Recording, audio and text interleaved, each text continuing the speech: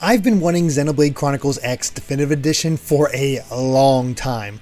Ever since the Switch was announced, and ever since seeing what Xenoblade Chronicles 2 was all about, and seeing what Xenoblade Chronicles Definitive Edition was all about, I wanted this game to get the same treatment because it is so special to me. And a lot of people may have missed why this game is so special, because it is very different from the original Xenoblade Chronicles and very different from what came after with the numbered sequels. This is a pretty separate continuity that has its fans, but didn't catch on in quite the same way because it was so different from what people expected from the first game. It's not as story-based. And the fact that we're finally getting Definitive Edition and the Xenoblade fanbase has grown and accepted the changes and are much more willing to give X a chance makes me so happy. But there's a lot of people out there who don't know exactly what they're in for. They missed the game, they've heard some things, they're not sure what to really expect from Xenoblade Chronicles X. And as my favorite game on the Wii U, I really want to champion this game. This is something special. It's the game that got me into the Xenoblade series. I played a little bit of 1, but for whatever reason, it was one of those games where I just stopped partway through and then never came back to until after X. And then I could appreciate what it was doing and appreciate the changes and differences and why people kind of prefer the numbered entries. But that being said, X is extremely special in its own right and easy to jump into because it's pretty much separate from the rest of the Xenoblade series. It is its own sub-series. In fact, after I saw Xenoblade 2, I'm like, oh sweet, the next game we're going to get is Xenoblade X2. Didn't happen, but fingers crossed that we could get something that this could take off and we could get X2 as well, but we'll have to see how that all goes. In the meantime though, if you're interested in Xenoblade Chronicles X at all, I highly recommend giving it a chance. But keep in mind that it is very different from the structure of a typical Xenoblade Chronicles game. This is not a story-heavy point A to point B narrative with large areas that you can then explore and sort of check out side quests and all that, but also has this main narrative that's constantly pushing forward, kind of like a typical RPG. No, this is a completely open world game in a massive planet, and it's all about survival. The entire storyline is based on the fact that two alien races were having a war above the planet Earth, and it got so bad that it actually destroyed the Earth itself. Now, thankfully, humanity was at least aware that this was going to happen and prepared ships to escape, but one of the alien races are kind of jerks and they start taking out a lot of the different ships that escape from Earth. But we follow one in particular called the White Whale that holds the city of New Los Angeles. However, when they arrive on the planet of Mira, they crash land onto it, separating themselves from something called the Lifehold, basically a massive device that holds most of humanity. There's only a few people that are sort of necessary and have specific roles who are there to establish a foothold and get humanity ready and then build it out with the civilians. And that's sort of the crux of the story. You've landed in this foreign planet, you don't really know much about it, and you need to find the rest of humanity in order to ensure that the planet survives.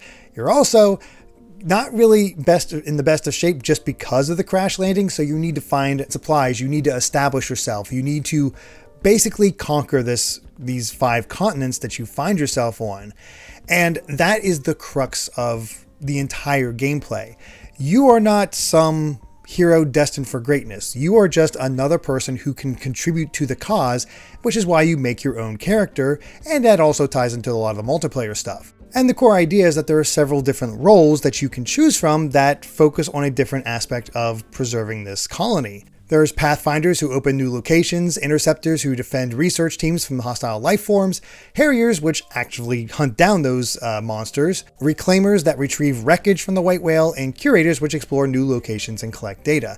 Now all of these can be developed at the same time. And there's even more than I didn't mention, like developing the gear or collecting resources. But as a player-created avatar, your main goal is that you're trying to help this colony survive. And there's different roles that people take on, whether it's finding new locations, taking care of monsters, developing new gear, collecting resources, solving conflicts between people. There's all these roles that you can take on, and you can specialize in one, but that's more related to multiplayer and a few minor bonuses. You have access to all of these at the same time, and it's definitely encouraged to take. And rather than having like, okay, here's your story, go through it, and you're just running through, it's often locked behind certain things that you do in the grand world, how much you've explored, what side quests have you done, how much affinity you have with your party member. It is locked behind this, but I think that's a good thing, because the main story of Xenoblade is pretty thin. It's good, I enjoy it, but there's not a lot to it in the same way that you can expect from 1, 2, and 3. There are some definite twists there, but you're not going to get a lot out of it. Think of it like a 6 to 12 episode series compared to a 3-season spanning epic. It's not really going crazy, even though it does have its own set of twists that did shock me and really carry me along. I really enjoy the story of Xenoblade Chronicles X, but I enjoy it more because I did a lot of the side content, doing normal quests where you're just building up your affinity with other characters, getting experience, opening up other things, taking care of more involved quests where you're talking to a specific person and it sets off an entire quest line that may fundamentally change how New LA is seen in your game. And affinity quests where you're a ton of different characters that you can recruit to your party and change them out however you want.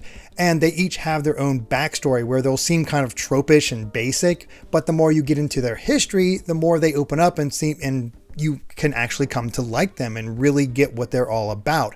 And that's the meat of the game for me, is finding those elements and really bolstering what the core of Xenoblade Chronicles X is. It's not about the story, it's about the exploration.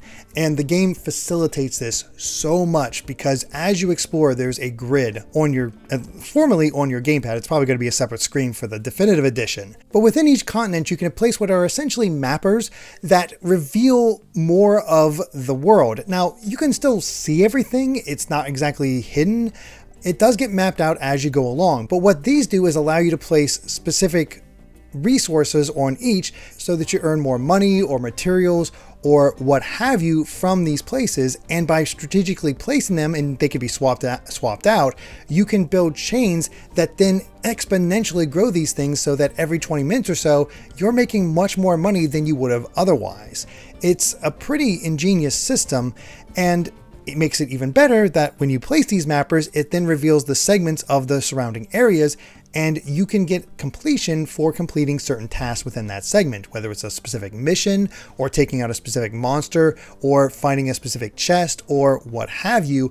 And this can get extremely addictive, and that's where the loop comes in, where you want to go out and explore and see what you can find and do these quests and bring that back, and that allows you to develop New LA. And then as you develop New LA, you get new gear that you can then go out and get further and check out other things and explore. And it is such a fantastic loop even before you get the skills.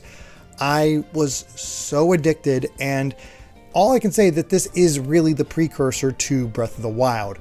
You can jump super high, you can just explore where you want to. It is extremely satisfying to get out there and explore, and their experiences here did allow Monolith Soft to help with the development of Breath of the Wild and develop the map of Hyrule.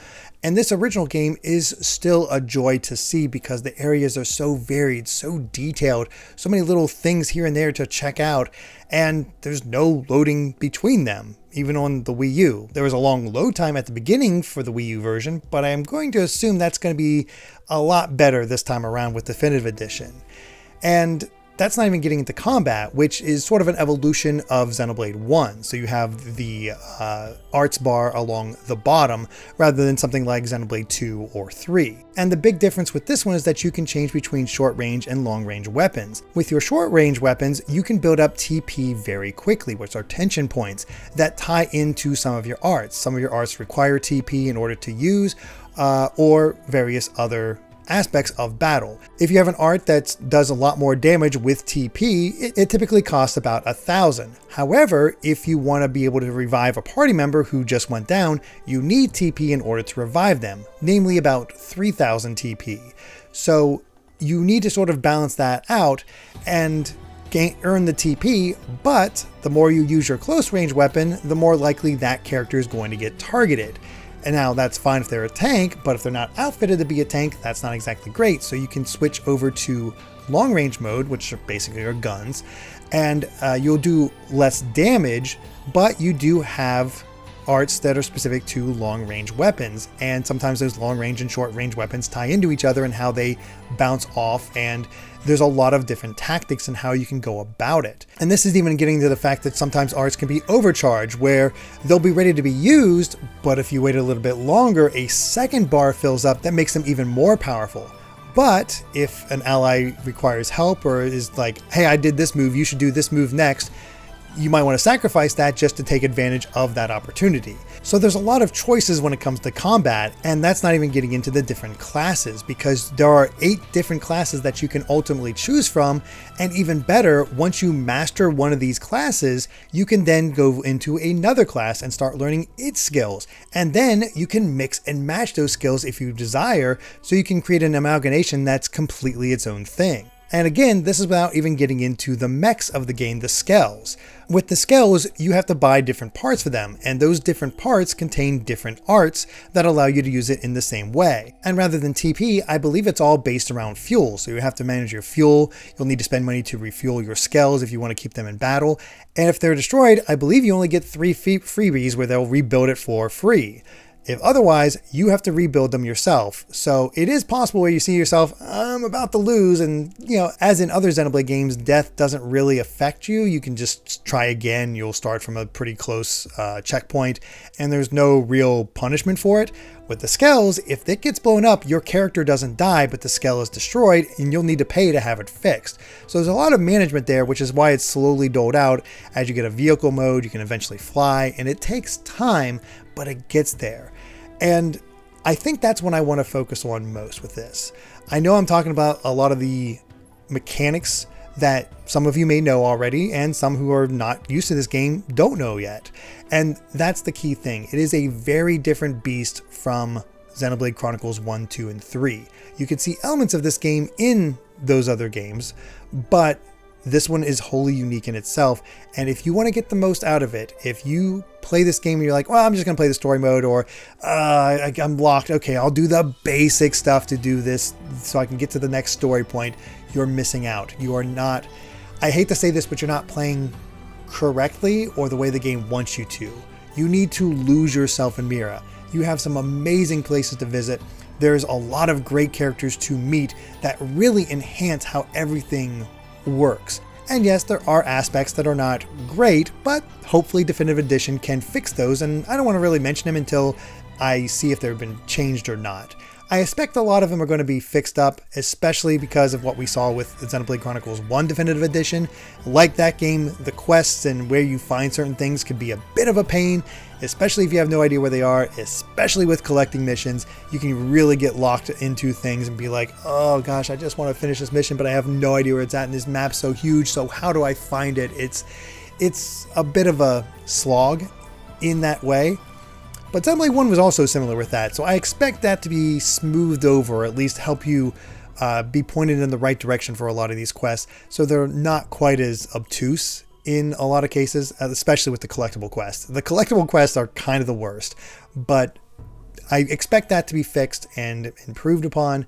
And really what it comes down to is I want all of you, if you're interested, to give this a chance, but also know what you're in for. If you're looking for a really in-depth story, an emotional journey in the same vein as 1, 2, and 3, you're not quite going to get that. There are great moments, and there's some amazing setups that might get answered in the new story sequences that we're going to get with Definitive Edition, but you're not going to get the sweeping narrative that'll make you cry in the same way as 2, 3, 1 even. So I want you all to keep that in mind, because it really is something special, and I hope you give it a chance. I can't wait for this game. It's one of my favorites. I feel personally attached to it. I actually haven't been this fully psyched for a game in a long time. It's something I've wanted for a while, and to finally get it, to finally get this game a second chance, makes me so happy. And I really want to hear what all of you think. Have you played this game before? Are you excited to try it for the first time? Are you excited to return to it? Are you willing to give it a second chance if you did try it before and it didn't click with you? Let me know all that in the comments below. And of course, thank you so much for watching. If you want to further support the channel, we have our Patreon over at patreon.com/gvgaming. And of course, just liking and ringing that bell and subscribing helps us a ton. Thank you for letting me gush. I can't wait to gush more. I love this game, and I hope all of you do too. So until next time, everyone, bye.